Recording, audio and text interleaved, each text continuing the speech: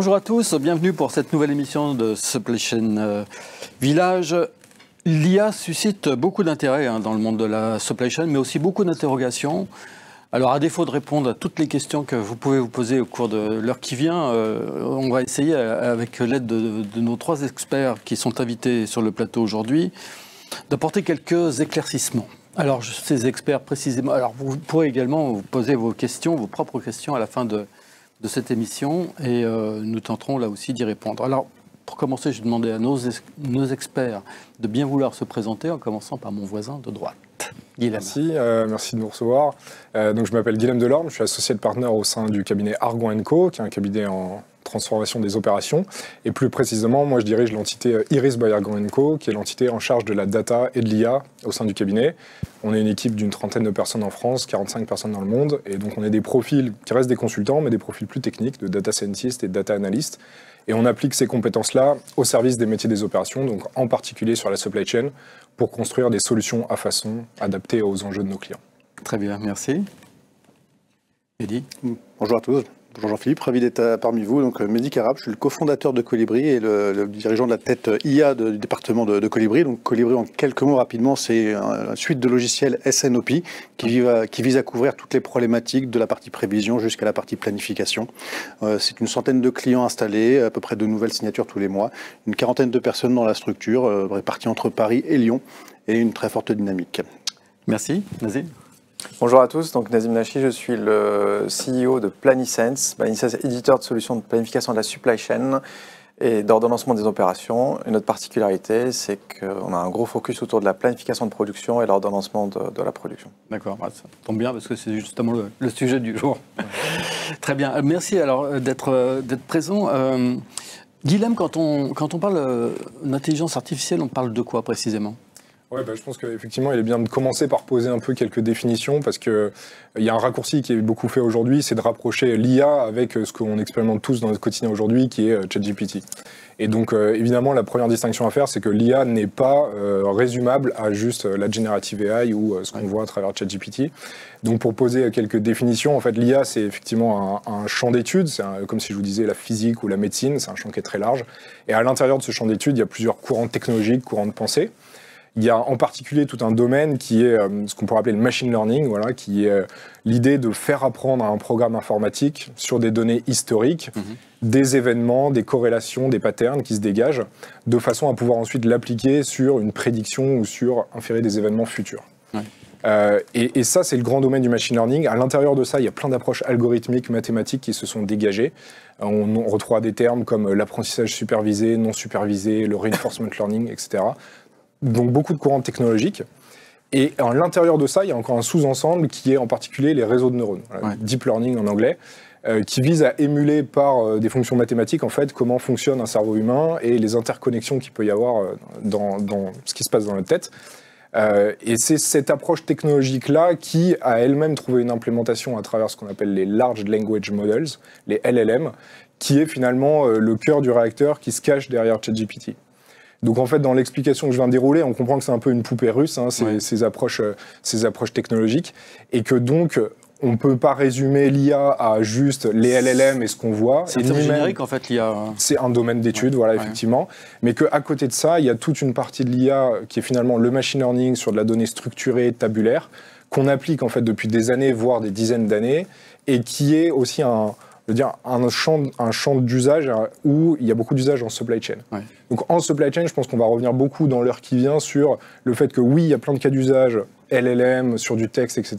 Mais il y a aussi, et depuis des années, et c'est peut-être le champ qui est le plus mature aujourd'hui, plein de cas d'usage sur la donnée structurée, en particulier des usages autour de la prévision de vente, de la planification, etc. Donc c'est le sujet d'aujourd'hui. Oui, mais c'est vrai que l'IA, dans toutes les réunions auxquelles on participe en ce moment, on en parle, c'est vraiment le sujet, je l'ai à la mode, mais sans qu'on sache véritablement quels seront les impacts demain, après-demain, dans le domaine de la supply chain. Alors il y a effectivement cette dichotomie entre cette vision très futuriste que l'IA peut apporter, et puis sa concrétisation dans les organisations, et qu'on a du mal encore aujourd'hui un petit peu à vraiment appréhender. Mehdi, peut-être sur la définition, tu voulais rajouter quelque chose, non, peut-être? Non, je rejoins tout à fait Guillaume ce qu'il vient de dire. Nous, on se positionne plutôt comme éditeur, donc effectivement, parmi la taxonomie de l'IA qui est très très large, on a décidé de se focaliser sur des choses très très particulières. Tu as mentionné l'IA générative, l'IA prédictive. Typiquement, dans notre domaine d'outils de planification, on va utiliser ces sphères-là.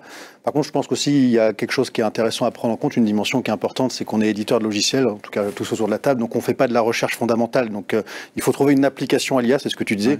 Et nous, en tout cas, chez Colibri, on estime que l'IA n'a d'intérêt que si ça permet à l'utilisateur de gagner en efficacité, en performance et en simplicité. Donc il y a aussi cette dimension-là à prendre dans la finalité de l'IA dans les outils. Oui. Nazim.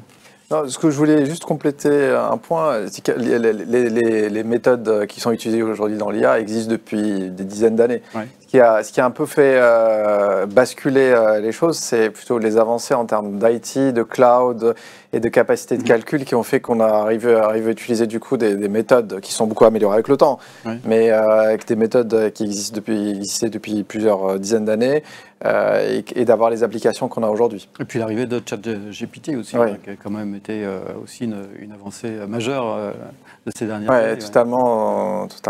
Ouais. Alors, comment vous voyez justement l'impact de l'IA sur les process, sur la supply chain en général, et puis on va faire ensuite un focus sur les prêves et sur la planification? Je pense que je vais à nouveau donner un peu de structure, mais tel que je le vois, effectivement, il y a un peu 3 grandes familles de cas d'usage qui se dégagent. Il y a tout le côté mieux prévoir. Donc, utiliser l'IA pour être dans le domaine du prédictif, donc anticiper des choses, voir dans le futur, etc. Il y a tout le domaine de l'automatisation, et en particulier avec la GenAI, donc les processus administratifs, le fait de traiter un grand nombre de variétés de données en entrée, par exemple des données exogènes, peu structurées, etc. Tout ça, on va être dans le champ des possibles de l'automatisation. Et puis après, il y a le support à l'humain. De se dire comment est-ce qu'un individu en supply chain, un demand planner, un supply planner, quelqu'un qui est aux appros, etc., peut mieux travailler, mieux interagir, mieux communiquer, etc. Et cette famille d'usages, elle n'est pas propre à la supply chain, c'est tous les travailleurs du tertiaire, on va dire, qui travaillent derrière un PC, qui sont éligibles à ce type de cas d'usage. Mais on voit bien ces 3 grandes familles se dégager.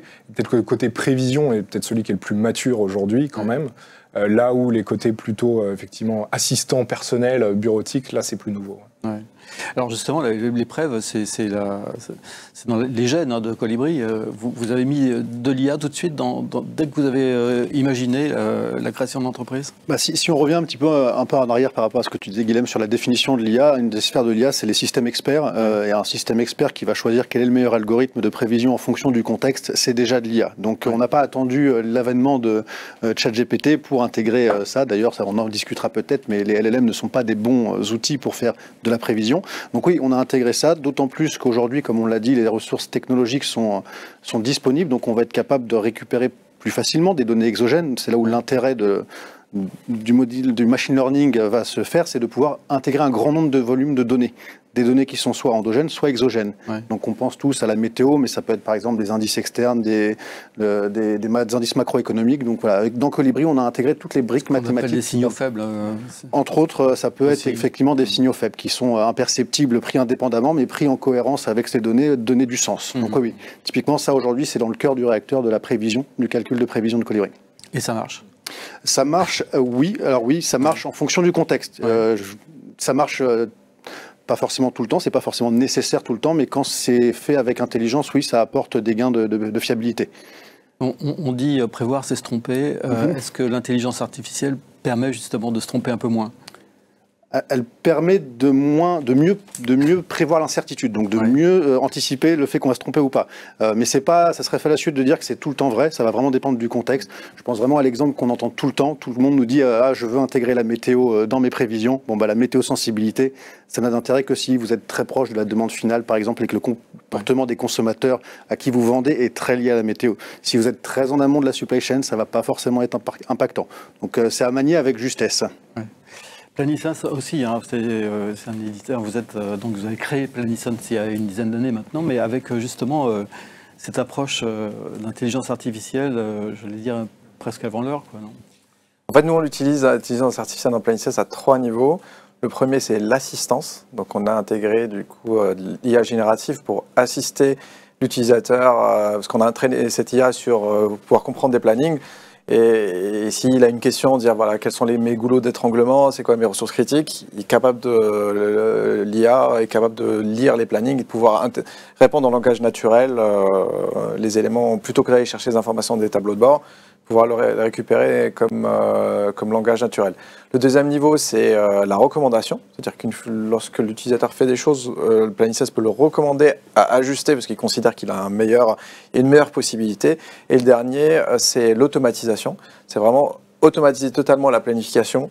Donc ça devient, on remplace le planificateur, où ça devient vraiment un système qui est auto-piloté et qui s'adapte en temps réel par rapport aux imprévus ou les événements qui se passent dans les ateliers de production, par exemple. Quand les clients viennent vous voir, qu'est-ce qu'ils vous demandent? Quelles sont leurs attentes précisément? Ce qui est attendu, c'est les enjeux généralement, c'est de pouvoir d'une part améliorer les performances opérationnelles et pouvoir avoir plus de réactivité face à l'imprévu. Parce qu'aujourd'hui, c'est un enjeu, on est dans des systèmes de plus en plus incertains et avec beaucoup plus de complexité. Et de pouvoir réagir rapidement lorsqu'on a un événement. Parce qu'aujourd'hui, si on a des systèmes de planification classiques, on va peut-être passer la journée à essayer de refaire des plans par rapport à ce qui est arrivé. Et une fois qu'on a fini notre plan, il est déjà faux parce qu'entre-temps, il s'est passé d'autres choses. Donc chez Planning Sense, ce qu'on va venir chercher aussi, c'est ce côté de pouvoir se réadapter très vite, voire d'une manière automatique, à de l'incertitude, à des événements, et de pouvoir du coup gagner en compétitivité, notamment avec cette réactivité. Je pense effectivement pour réagir que ce point est hyper important parce que vous disiez, est-ce que l'IA permet de mieux prévoir? La réponse est oui, on peut gagner des points d'accuracy, etc. Mais la prédiction ne sera jamais parfaite. Il n'y a jamais toutes les données dans le système, on ne sait jamais exactement ce qui va se passer. Il y a des événements complètement, ce qu'on appelle les black swans en supply chain, l'Evergreen qui se bloque dans le canal de Suez, la guerre en Ukraine, etc. Bon, ça, c'est des choses, l'IA l'a jamais vu dans le passé, ça va être difficile de le prévoir. En revanche, effectivement, ça peut aider à gagner en agilité très fortement. Et donc, il y a un curseur à trouver entre essayer d'améliorer sa prévision, etc., mais aussi améliorer son agilité intrinsèque. Et ça passe du coup par des solutions qui sont hautement capables de générer un tas de simulations, de faire réagir, de s'adapter en live à un plan qui change. Traiter vraiment en temps réel ce qui se passe. Exactement. Et donc, c'est là que aussi... avoir un coup d'avance sur ce qui se passe, sur la détection de ce qui se passe, là, l'IA peut avoir un rôle à jouer. Donc, on n'est plus dans la prévision, on est dans la détection, là. Mais typiquement, on disait, oui, il faut capter les signaux faibles. Un exemple, c'est les news, par exemple. Quand on a une supply chain qui est complexe, où on a peut-être des milliers de fournisseurs de rang N, regardez ce qui se passe dans les différents pays et les informations qu'il peut y avoir en termes de inondations, incendies, etc. Ça peut avoir un impact très concret sur ma supply chain. Et ça, l'IA générative peut vous aider, par exemple, à lire ces articles-là qui sont publiés tous les jours, à vous faire une synthèse et à vous dire, tiens, il s'est passé un incendie en Californie, tu as un fournisseur qui a une usine là-bas, c'est peut-être le moment de l'appeler pour vérifier s'il est impacté ou pas, et si potentiellement, dans 2 mois, tu auras un problème d'appro lié à ça. Oui, bien sûr.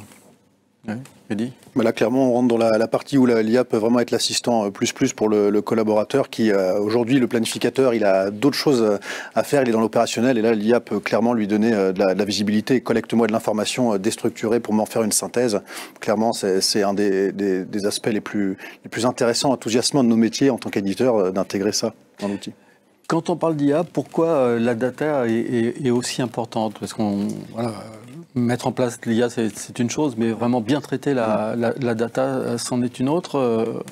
Est-ce que vous pouvez apporter un... À nouveau, je pense que l'usage de la data dans l'IA, il est vraiment selon le type d'IA. Parce que si on parle de l'IA machine learning prédictive, prévision de vente, etc., la data, elle est fondamentale. Parce qu'il faut s'entraîner sur des données passées pour pouvoir inférer sur ce futur. Et donc, si on n'a pas l'historique des ventes, si on n'a pas tous ces influenceurs qu'on citait avant, on ne peut rien faire. Donc, effectivement, capter une bonne donnée, de bonne qualité, etc., c'est primordial. Ce qui est un peu différent sur le côté IA générative, c'est que là, le modèle, il est déjà fait. Il a déjà été entraîné, pré-entraîné, il a lu beaucoup de choses. Et donc, c'est ce qui se passe avec ChatGPT. Vous lui posez une question, il répond. Il a déjà intrinsèquement des connaissances qu'il a engrangées dans son entraînement. Donc, vous n'avez pas de connaissances stricto sensu à apporter au modèle. En revanche, si vous voulez qu'il soit vraiment pertinent dans votre contexte, il faut lui donner des informations contextuelles qui sont pertinentes sur votre cas d'usage. Et donc là, l'usage de la data, il n'est pas tellement pour l'entraînement, mais il est plutôt pour la contextualisation et ce qu'on cherche à faire. Donc c'était mon exemple sur lire les news.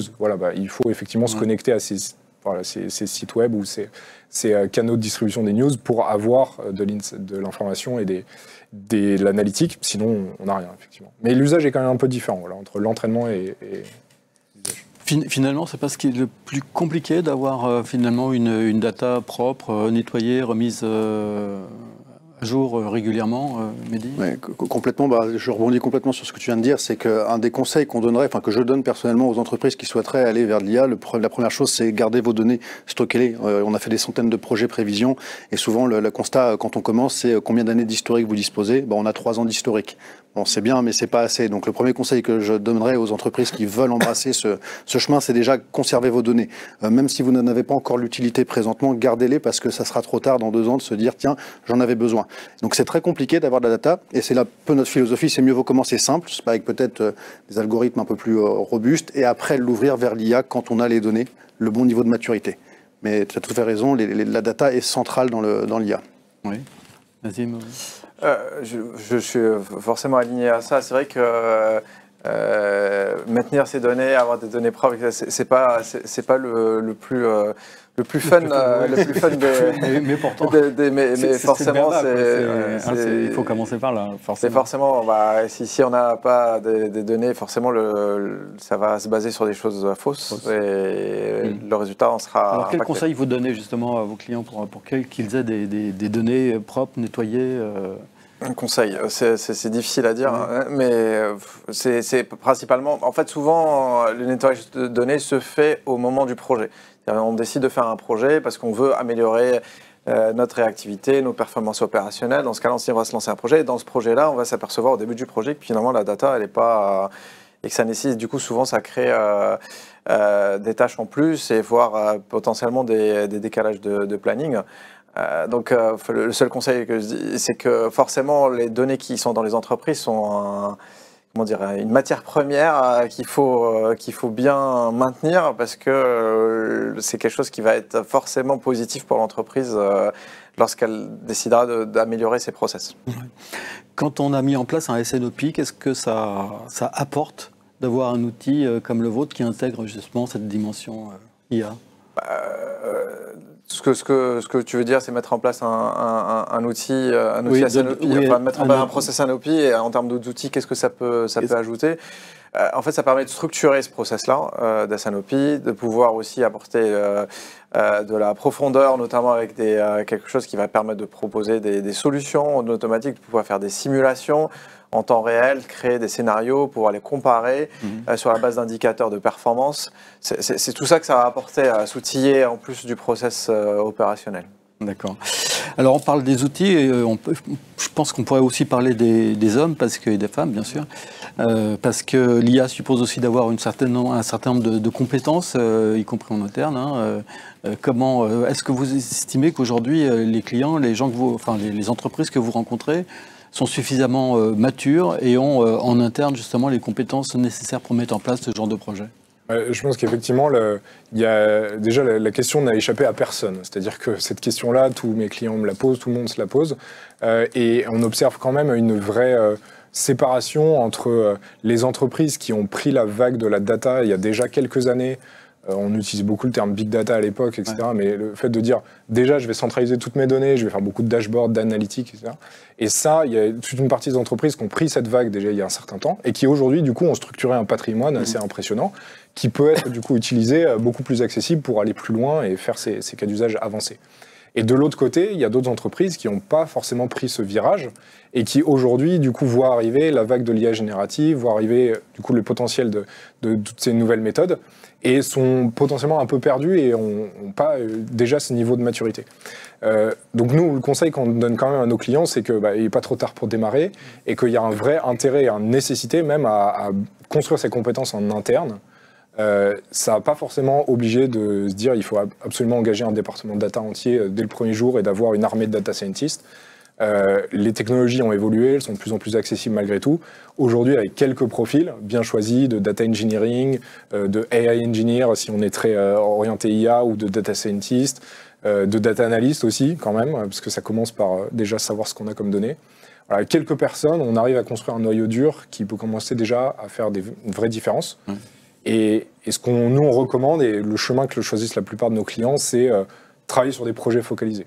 Travailler sur des use cases précis et se dire, j'investis sciemment sur un usage qui va avoir un business case, qui va avoir un ROI, et ensuite je capitalise dessus pour aller chercher des cas d'usage qui vont être peut-être un peu moins accessibles, un peu moins directs, mais j'aurais déjà construit ce noyau dur de compétences. Colibri, vous qui avez des clients qui sont plutôt des ETI, hein, c'est ça, est-ce que justement, chez ces clients, il y a les compétences, vous trouvez des interlocuteurs j'allais dire, qui ont vraiment la maturité pour mettre en place ce type d'organisation? Alors, il est vrai qu'effectivement, quand on regarde un peu le panel de nos clients, c'est quelque chose qui n'est pas encore prégnant dans les skills des personnes avec qui on travaille. Mais je pense que nous, plutôt en tant qu'éditeurs, tout le challenge va être justement de rendre accessible l'IA de manière intelligible et simple. Vous voyez, on a tous parlé des LLM. ChatGPT, pourquoi est-ce que l'IA a explosé? C'est parce que tout le monde a utilisé ChatGPT et ce qui en a fait sa force, c'est sa simplicité. Vous avez juste un petit carré, vous expliquez, vous tapez dedans. Donc en tant qu'éditeur, nous, toute la complexité, tout le challenge va être de rendre justement l'IA la plus transparente et la plus intelligible pour des personnes qui ne sont pas forcément des data engineers. On a parlé un exemple très simple de data. Dans le machine learning, il va tout avoir un travail de choisir les bonnes variables. Nous, en tant qu'éditeur, on va essayer de faire en sorte que ce travail-là soit automatique avec un rendu qui soit intelligible pour monsieur tout le monde, pour comprendre qu'est-ce qui impacte ses prévisions. Donc je dirais que c'est effectivement une bonne pratique de commencer à avoir des skills dans ces équipes, mais aujourd'hui, clairement, on n'a pas assez chez nos clients des personnes qui ont ce background. ChatGPT, ça va changer beaucoup de choses. Enfin, quel va être l'impact? Là, on a du mal aussi à vraiment... Enfin, on pressent qu'il va se passer quelque chose, mais on ne voit pas très bien encore quel va être...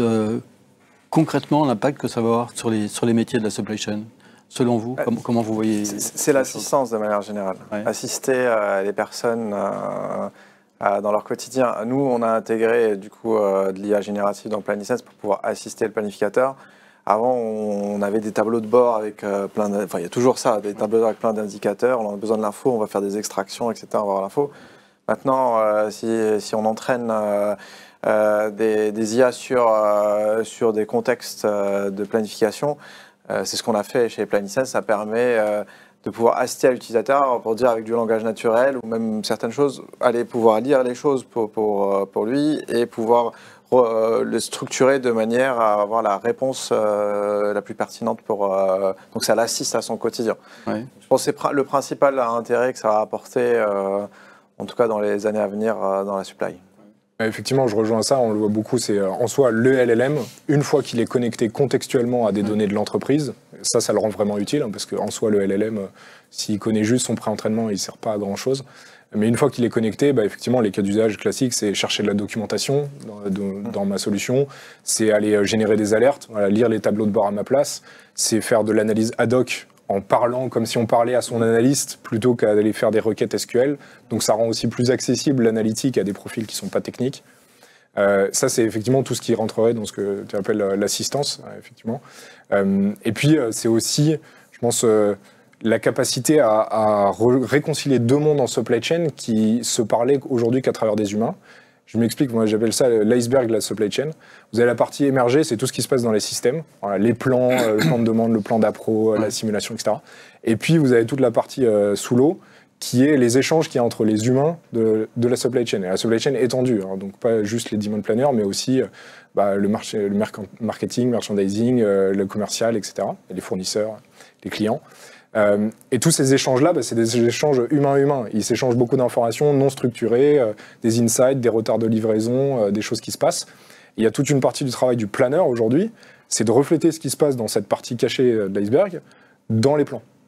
Et inversement, prendre de l'information du plan et communiquer de la visibilité.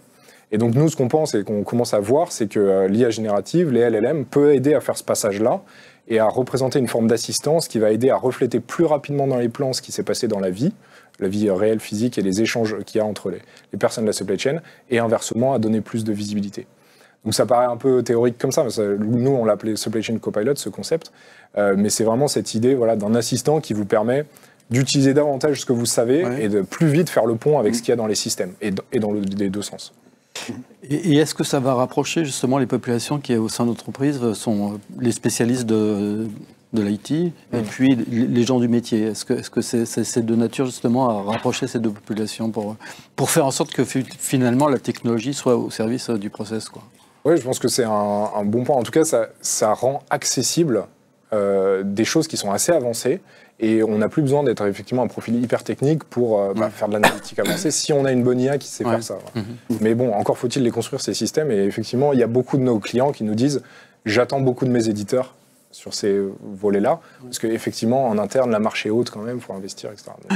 Ouais, complètement, je rejoins complètement ce qu'on vient de se dire, c'est que nous, en tant qu'éditeurs, finalement, l'IA va être une formidable opportunité, mais aussi un challenge, parce qu'il va falloir repenser nos outils. Comme tu l'as dit, Guilhem, les interactions dans l'entreprise. Moi, je vais prendre un exemple très simple. Dans le SNOP, il y a une phase de prévision, on va demander à des commerciaux de venir dans l'outil. Ça, d'expérience, on sait tous que c'est un frein d'aller dans un outil. Le côté, même si c'est l'outil le plus joli, le plus intuitif, c'est compliqué.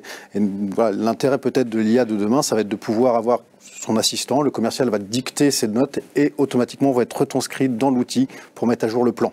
Ça, c'est quelque chose sur lequel on travaille vraiment et pour limiter en fait cette barrière. Alors ça a un côté un peu moins humain, mais ça va permettre finalement de faire fédérer plus d'utilisateurs dans l'outil. C'est un excellent exemple du concept que j'expliquais. Dans l'autre sens, si on prend l'autre côté de la chaîne d'approvisionnement, plutôt sur le rôle de l'approvisionneur, il y a encore beaucoup d'échanges dans l'entreprise où c'est je t'envoie un mail ou je te passe un coup de téléphone à mon fournisseur pour confirmer une livraison, pour décaler une date, pour changer une quantité. Et ça, c'est des échanges qui vont au fur et à mesure s'automatiser complètement, passer d'IA à IA. Raisonnablement, c'est des IA qui vont se répondre. Ça commence déjà à arriver. Microsoft Dynamics, maintenant, l'ERP, en standard, propose un agent qui fait un agent d'approvisionnement, qui surveille la boîte mail de l'approvisionneur et qui regarde toutes les confirmations qu'envoient les personnes par email et qui vous disent « Ah bah, là j'ai une confirmation de tel ordre, je le reflète tout de suite dans l'ERP, dans le PO qui correspond. » Et qui même veille la boîte mail en détection permanente pour faire de l'amélioration continue. Par exemple, se dire « Ah, je remarque que tous les lundis, tu parles à ce fournisseur. Veux-tu que le dimanche soir, je t'envoie un récap des échanges de la semaine d'avant ?» Et donc, finalement, l'IA apprend du métier. Pour l'instant, c'est un assistant. Copilote, c'est le concept. Donc, l'humain reste dans le contrôle du process, dans la décision qui va être prise. Mais on voit assez rapidement qu'au fur et à mesure que ces systèmes vont s'améliorer, que ça va largement augmenter la productivité des L'IA ne va pas remplacer le prévisionniste, quand même, rassurez-moi. À ce stade, je pense qu'il faut être très vigilant sur l'output, de se dire qu'il y a quand même des vraies décisions qui sont prises par rapport à ça. Se tromper sur une preuve, ça a des conséquences qui peuvent être conséquentes. Faire confirmer le mauvais PO, effectivement aussi, ça peut mettre toute une chaîne en rupture.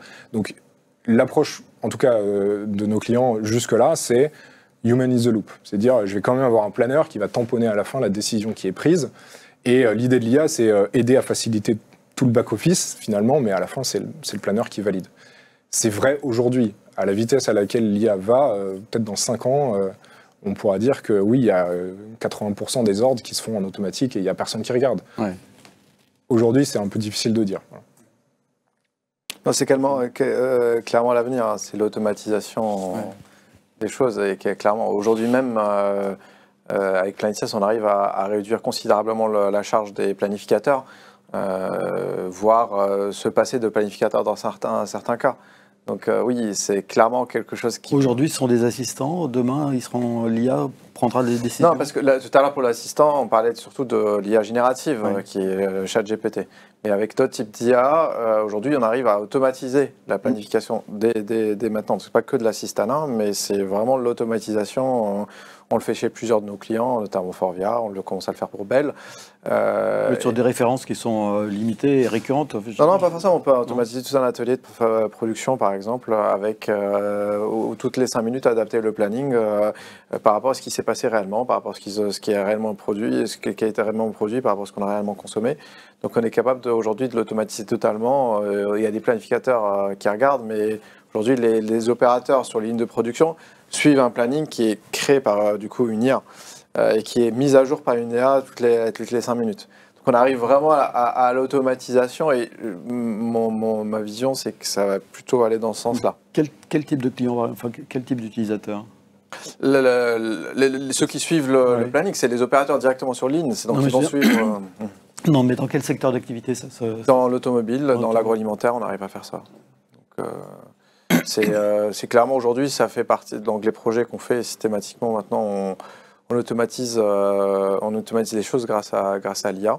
Donc c'est pas du machine learning ou de l'IA générative, mais c'est d'autres types d'IA, type l'optimisation combinatoire, les métaheuristiques qui permettent de proposer des solutions automatiques à un contexte.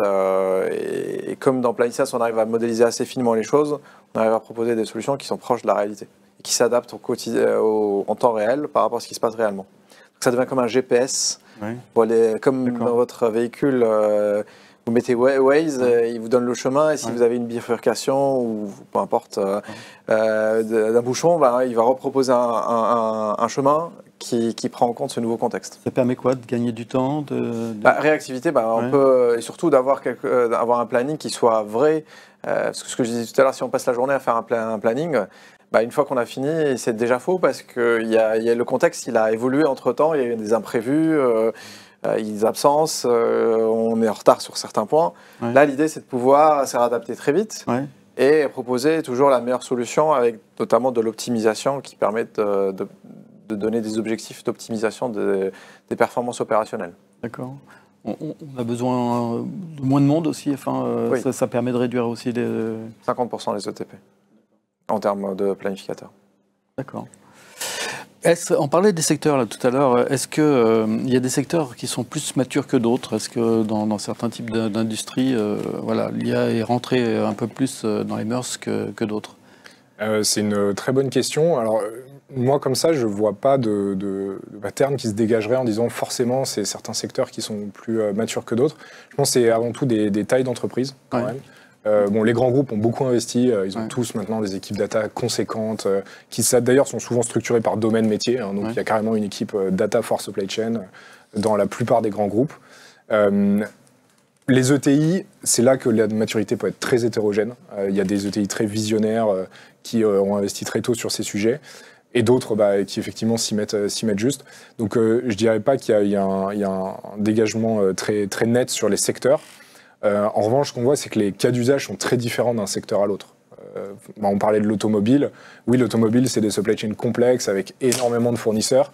Et donc, les enjeux, ils sont là. Maîtriser ma chaîne amont. Sur l'aval, oui, il faut bien ordonnancer, etc. Mais la complexité ou l'optimisation qui peut rester grâce à l'IA est moindre, alors que maîtriser un réseau de fournisseurs comme ça, là, il y a vraiment beaucoup de choses à faire et où l'IA peut apporter beaucoup.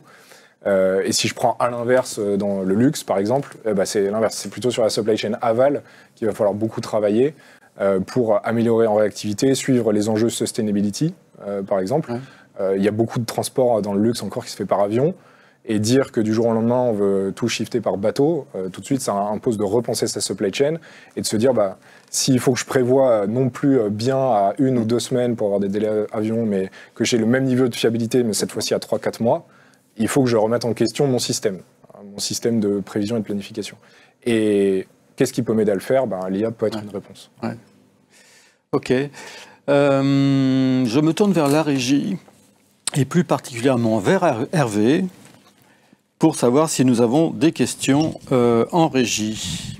Bonjour Jean-Philippe, bonjour à tous. Vous avez dit, si 3 ans d'historique ne suffisent pas pour l'IA, combien d'années d'historique faudrait-il idéalement? Alors, pour l'épreuve, 3 ans d'historique. C'est vrai que si on réfléchit, même indépendamment de l'IA, même avec des modèles plus robustes comme le lissage exponentiel, si on n'a que 24 mois, ça fait que 2 points. Si on est au mois, ça fait que 2 mois de disponible. Donc c'est très peu. Je dirais qu'il faudrait, en plus, dans la logique de machine learning, il y a la logique d'auto-apprentissage. Donc de prendre une partie des historiques, de se mettre dans le passé, de s'entraîner et de se tester. Donc voilà, si je devais donner un chiffre, je dirais au moins 4-5 ans à la maille mensuelle pour pouvoir commencer à faire des choses intéressantes. Ouais, et je rejoins assez bien ça. Et après, c'est qu'on sous-estime aussi beaucoup la valeur déjà qu'il y a dans les données qu'on a. Et donc même avec 3 ans, souvent les 3 ans d'historique, ils sont déjà un peu sous-exploités. Et donc se dire, je regarde vraiment ces années-là, ce qu'il y a comme pattern d'influence, ce que j'exploite comme variable ou comme feature pour prendre le terme technique. Déjà, rien que là, dans ce dataset, il y a de la valeur. Il y a de la valeur à aller chercher, souvent qui est sous-exploitée parce que on n'a jamais fait l'effort d'aller au bout du sujet. Mais effectivement, plus c'est mieux. Je ne peux pas dire le contraire. Et après, il y a aussi un biais que je rencontre beaucoup qui est il suffit d'intégrer une donnée exogène et le modèle va comprendre et il va pouvoir prédire à partir de ça. Exemple, dans le luxe, on parlait du luxe, la variation des taux de change, c'est un influenceur assez conséquent sur les flux touristiques. Et on peut se dire, il suffit de mettre les taux de change dans le modèle et il va comprendre les dynamiques qu'il y a. Pas tant que ça, parce que des variations de taux de change suffisamment conséquentes pour induire une différence mesurable sur les ventes, il n'y en a pas eu tant que ça d'exemples dans le passé. Donc effectivement, dans les 3 ans, il y a peut-être un événement, et pour que la machine elle comprenne ça de un événement, c'est quasi impossible. Si les droits de douane, par exemple, venaient à changer, là aussi...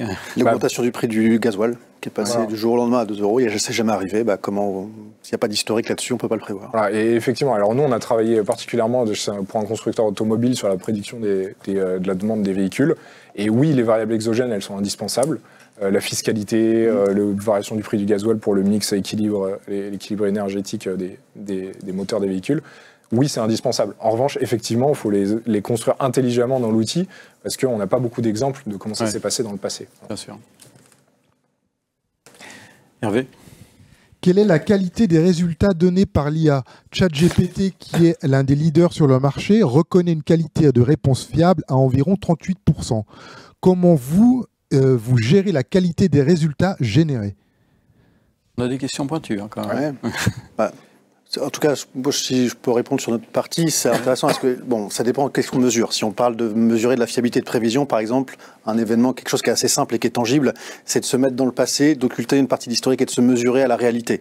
Donc, dans certaines sphères, notamment tout ce qui est calcul de planification, de plan, c'est une méthode qui est usuellement utilisée. On occulte une partie des données, on fait tourner le modèle et on mesure l'écart à la réalité. Donc ça, c'est tangible. Ça permet de voir comment est-ce qu'un algorithme, notamment de prévision, est cohérent. Par contre, si on utilise ChatGPT pour faire de la prévision, là, la fiabilité va être bien différente, puisque ce n'est pas un modèle qui a été entraîné spécifiquement pour ça. Oui, bien sûr. Ouais, effectivement. Et alors, du coup, pour répondre sur l'autre pendant des usages un peu IA générative, on parle... Il y a effectivement le concept d'accuracy, puis il y a le concept de qualité de la réponse. Le concept d'accuracy, c'est typiquement quand on va demander à un modèle d'aller chercher une information. Donc si on est dans l'exemple qui était donné de rechercher de la doc de mon éditeur, on peut construire un jeu de données de test où on pose des questions bien définies et on s'attend à ce que l'assistant il nous retrouve la bonne page, le bon paragraphe qui parle de effectivement comment je saisis la transaction numéro X42 dans l'outil. Donc ça, on peut construire ce jeu de données de test et mesurer effectivement en continu, est-ce que l'assistant continue à bien répondre. Et c'est intéressant et important de le mesurer en continu parce que les systèmes évoluent, même du coup les LLM, généralement c'est pas nous qui les développons, donc c'est OpenAI, c'est Anthropic, etc.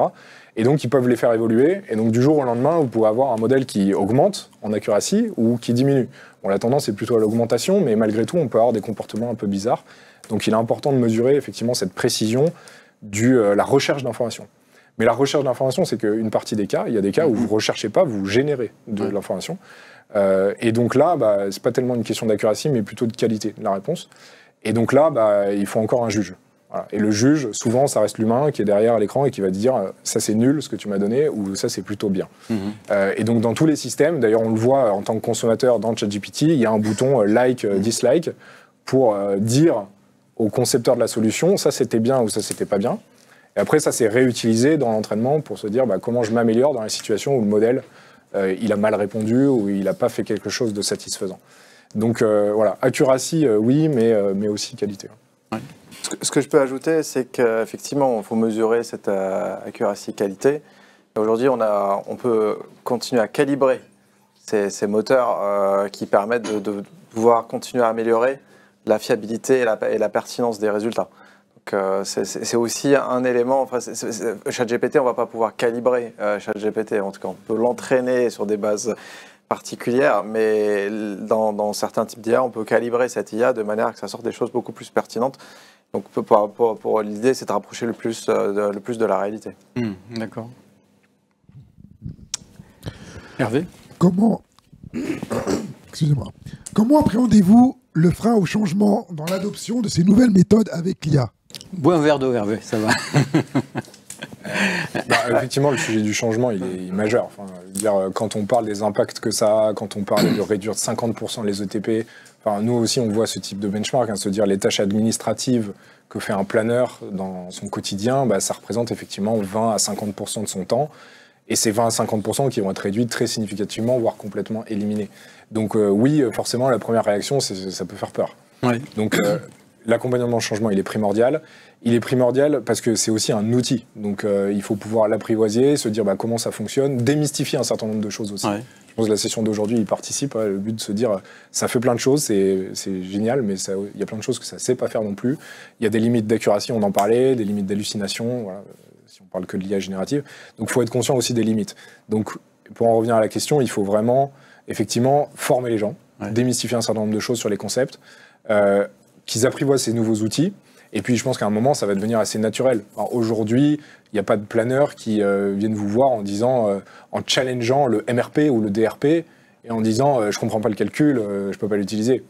Donc, je pense que voilà, d'ici quelques temps, ça va mettre un peu de temps, mais ça va devenir aussi évident pour tout le monde de dire, oui, c'est une IA qui a fait le planning, et alors mais effectivement, à ce stade, on est pile dans cette barrière où il y a beaucoup de préconceptions, il y a beaucoup de mythes à faire tomber, et donc il y a un niveau aussi d'angoisse qui peut se créer et qu'il faut pouvoir ramener à la réalité du terrain. Est-ce que l'IA va se démocratiser? Est-ce que je crois que les Chinois sont très, très, très agressifs sur ce terrain-là et ont tendance aussi à arriver avec des produits qui vont être moins chers? Comment vous voyez justement le pays? Je pense que ça démocratise déjà. Oui, mais ça va encore s'accélérer, la démocratie. Il y a beaucoup de modèles qui sont open source à utiliser. Clairement, ça va à une vitesse grand V et que derrière, aujourd'hui, de plus en plus de gens utilisent ça au quotidien. Je reviens rapidement sur la question d'avant. Je disais que pour l'adoption de l'IA, justement, avec la démocratisation, je pense que ce qui est important, c'est aussi en fait, ce qui crée beaucoup de la réticence à l'utilisation, c'est l'effet black box. On ne comprend pas du tout ce que ça fait. Donc il y a des IA qui ont plus une approche white box, du coup, qui vont essayer d'émuler ce que faisaient avant les utilisateurs. Donc c'est nettement plus compréhensible pour eux et ça facilite l'adoption. Et ce qui maximisera aussi, du coup, la démocratisation des... Peut-être, comme dit Guillaume, après, on se posera moins les questions. Mais aujourd'hui, pour continuer la démocratisation de ces outils-là, c'est plutôt les approches white box qui marchent bien. Et effectivement, pour compléter la réponse, il y a mettre dans les mains des gens des outils faciles à utiliser. Mehdi, c'est toi qui disais ça. Voilà, des outils pré-pensés, bien construits, avec une bonne interface et qui rendent vraiment service dans le quotidien. Donc ça, c'est tout un côté où la barre est haute quand même pour les éditeurs et les concepteurs de solutions d'avoir quelque chose qui est vraiment utile et exploitable. Et puis, il y a le côté usage dans notre quotidien, finalement, de travailleurs, d'employés, qui, effectivement, bénéficie de l'IA générative cette fois-ci sur toutes les tâches bureautiques, administratives, où en général, on n'a pas trop envie de passer de temps. Et ça, je pense, c'est une transformation à deux niveaux. Il y a effectivement des cas d'usage hyper focalisés, porteurs de valeur, apportés par des éditeurs ou par des solutions internes. La prévision de vente, c'est un exemple classique. Et puis, il y a tous les cas, on va dire, du commun des mortels, où, oui, il me faut un assistant pour générer des comptes rendus de réunion. Et ça a l'air de rien, mais finalement, ça fait gagner déjà du temps. Et je peux me concentrer sur le cœur de mon job, qui est faire des meilleurs plans ou m'adapter aux aléas. Donc, la démocratisation, elle passe certes par le domaine, mais aussi par mettre dans les mains de tout le monde des outils véritablement utiles, sans avoir à avoir des experts du prompt. Et ça va venir aussi de la direction. Nous, on le constate aujourd'hui, il y a de plus en plus de directions générales qui sont sensibilisées à l'importance de l'IA et qui commencent à dire, voilà, dans les choix d'outils, dans la stratégie informatique de ma société, je veux commencer à infuser de l'IA à tous les étages.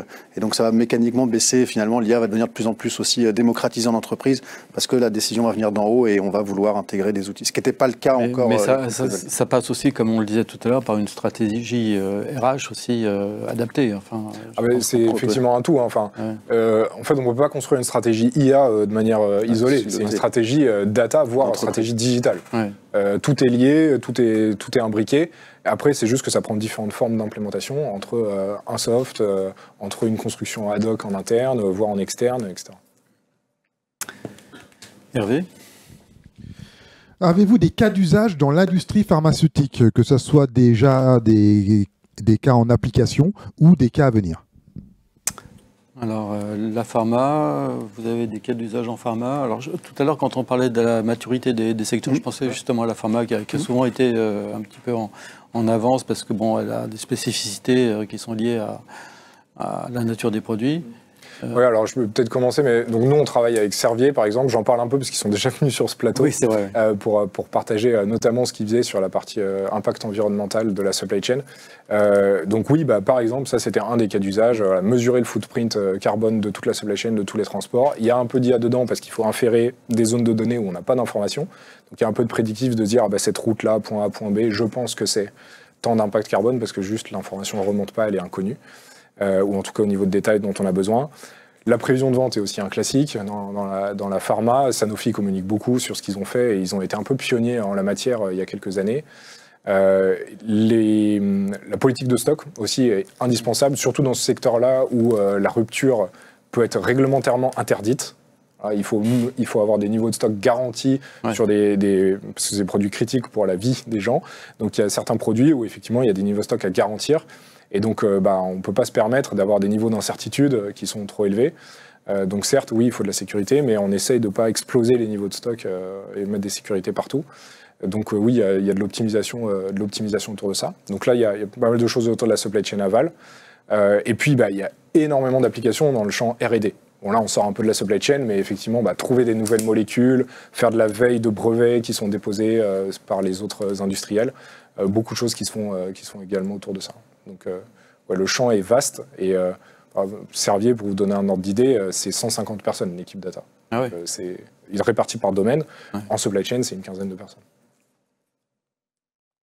Non, ce que je voulais dire, nous, côté industrie, que ce soit industrie pharma ou agroalimentaire ou cosmétique, c'est des problématiques assez similaires parce que tous ont des enjeux qualité importants sur la ligne de production. Traçabilité aussi. Traçabilité, etc. Donc clairement, nous, le cas d'usage, c'est ce que je dis, le cas d'usage qu'on fait pour les cosmétiques aussi, pour l'agroalimentaire, c'est pour automatiser la planification des ateliers de production. C'est s'adapter en temps réel par rapport aux événements qui se passent sur l'atelier. Imaginons qu'on a un lot qui finalement n'a pas été libéré dans les temps, comment on adapte le planning automatiquement par rapport à ça. Donc c'est typiquement les cas d'usage qu'on peut avoir chez PlanSense. Peut-être juste un exemple aussi pour rebondir sur le cas de la prévision, notamment dans la parapharmacie, on est très liés, les prévisions de vente sont très liées en fait dans combien de canaux vous êtes distribués. Si vous êtes distribué dans une officine ou dans 150 ou 10 000 pharmacies, ça va pas être la même prévision. Donc là, je prends un exemple très très simple, mais pour que tout le monde l'ait, savoir en fait dans combien de magasins on est référencé, dans combien de pharmacies on est référencé, pour corréler ma prévision de vente avec cette variable externe. Et ça, c'est un exemple d'utilisation de l'IA pour faire des prévisions plus robustes. Si demain, on est référencé dans 2 fois plus de pharmacies, quelle va être ma prévision? Autre exemple, plus sur la partie manufacturing, mais il y a tout le côté recommandation sur la production et sur les paramètres qui influent la qualité des batchs. Se dire, en fait, comment est-ce que je peux comprendre de tous les influenceurs de mon batch de médicaments, ce qui fait qu'il est OK ou KO qualité à la fin. Ouais. Et il y a plein d'influenceurs, il y a les paramètres de la machine, il y a le taux d'humidité, il y a qui était le fournisseur de cette matière-là spécifique, parce que j'ai peut-être changé de fournisseur d'une semaine à l'autre. Donc il y a plein de variables d'influence, et il y a un des rôles du coup d'un data scientist, ça peut être de comprendre ces intercorrélations qui existent entre ces variables d'influence pour vous dire quelle est la meilleure combinatoire de paramètres pour garantir ou presque améliorer la garantie qu'on aura un bon niveau de qualité à la sortie. Ça, effectivement, en pharma, c'est indispensable. Et comme c'est une science du vivant, il y a beaucoup de paramètres à prendre en compte. Et bon, j'aurais pas la prétention de dire qu'on prend tous les paramètres, mais déjà, on sort effectivement des facteurs d'influence qui sont pas évidents à l'humain, même aux experts qui travaillent sur la machine depuis une vingtaine d'années. Je crois qu'on a beaucoup de questions, Hervé. Comment est-ce que je protège les données de mon client en utilisant ces données dans l'IA? Il ne faut pas mettre les données du client sur ChatGPT. Hein. C'est le premier, c'est le premier réflexe. Ouais. Non, aujourd'hui, beaucoup ont des propres, en tout cas si ça reste sur le génératif, leur propre instance qui ne soit pas ouverte à l'extérieur. Mais de manière générale, il ne faut pas faire n'importe quoi. Il faut lire les petites lignes déjà de chaque... Non, mais effectivement, pour expliquer un peu la question, peut-être pour tout le monde, c'est que tout ce qu'on tape dans ChatGPT, l'interface publique, c'est dans les conditions générales, peut être réemployé par OpenAI pour réentraîner ces modèles. Et c'est le cas de pratiquement tous les providers de LLM. Donc ça veut dire qu'effectivement, quelques mois plus tard, si vous posez une question suffisamment précise, vous allez retrouver ce que vous avez tapé. Donc c'est dangereux. Voilà. Il ne faut pas faire ça. En revanche, effectivement, il y a quand même des parades à ça. Enfin, voilà, on sait déployer des modèles sécurisés. Et après, selon le niveau de sécurité qu'on met, il y a différents modes de déploiement. Il y a utiliser des modèles pré-entraînés déployés chez les providers cloud. Enfin, Azure communique beaucoup là-dessus. Ils ont un partenariat avec OpenAI où ils utilisent un modèle, le modèle d'OpenAI, mais cette fois-ci où c'est garanti que OpenAI ne réentraînera pas son modèle sur ce qui transite dans cette instance-là. Donc ça, c'est bien. Et voir si vous avez des exigences de sécurité encore plus radicales, notamment dans la défense, là, il faut faire des déploiements on-premise du LLM sur vos propres machines, etc. Et donc tout de suite, le projet est différent parce qu'il faut des profils encore différents pour mettre en place les machines, les GPU pour faire tourner les LLM, mais c'est possible. Voilà. Il y a des solutions techniques à ces enjeux sécuritaires. Ouais. D'accord. Oui. Il y a un vrai enjeu de data gouvernance et je pense que c'est important là, c'est un peu la ruée vers l'or et de bien savoir faire qu'est-ce que l'on veut bien faire. Et donc, je pense que ça passe aussi, encore une fois, par la direction, de donner des directives en entreprise, parce qu'on a fait des audits, on se rend compte que beaucoup, des fois, des planificateurs sont livrés à eux-mêmes, donc ils utilisent ChatGPT pour faire leur plan en mettant un fichier Excel et en se disant, mes données, elles sont, je ne sais pas où. Donc, je pense aussi que ça passe par une direction claire, peut-être reprendre le sujet par la DSI, pour donner des grandes lignes directrices sur ce qu'on peut faire, ce qu'on ne peut pas faire, quelle data on va mettre, quelle data on ne met pas, voilà. Mais ça, c'est un sujet hyper important.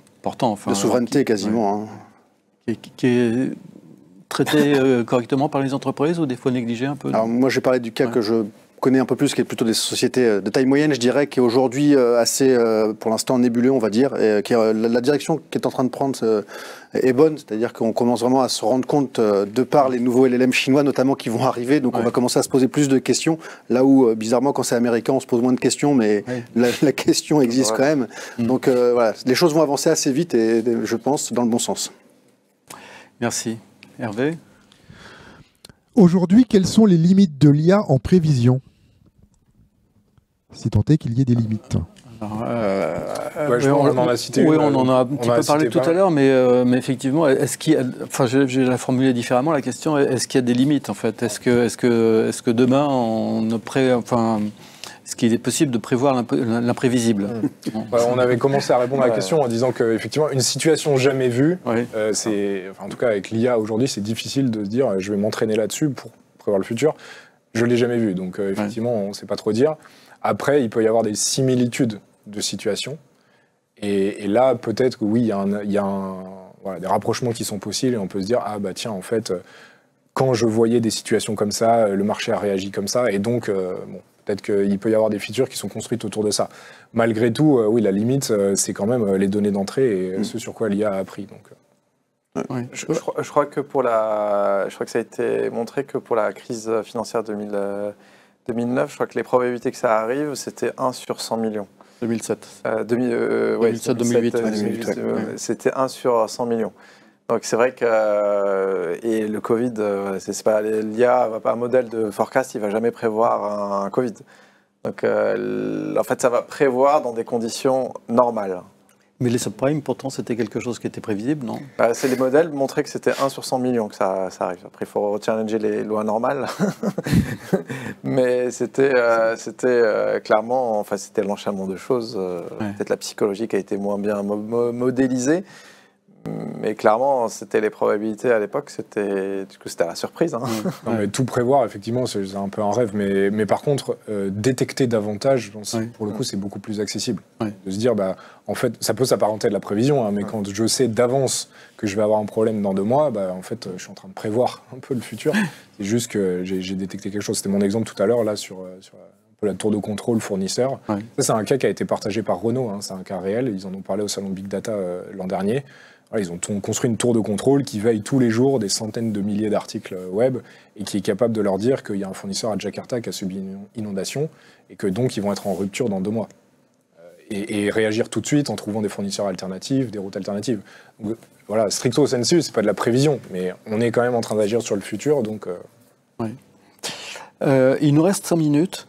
S'il fallait qu'on se projette dans le futur, comment vous voyez l'impact de l'IA sur les métiers de la supply chain? Il faudrait poser la question à une IA, très mais non, je pense qu'il y a des changements de compétences, déjà, qui sont attendus, parce que je disais, un approvisionneur qui aujourd'hui peut-être passe 40% de son temps à échanger de l'information sortie de système et à faire de la data entry dans un système, ces 40% de son temps, ils vont disparaître.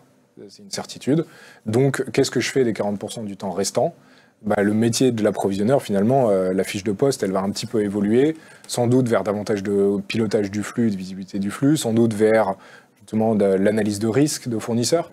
Peut-être des tâches qui aujourd'hui sont un peu faites ou sont un peu dans les fiches de poste, mais où il n'y a pas l'énergie qui est passée dessus, parce que juste, il n'y a pas le temps, il y a la réalité opérationnelle, le mode pompier, quoi, et qui va prendre plus d'ampleur.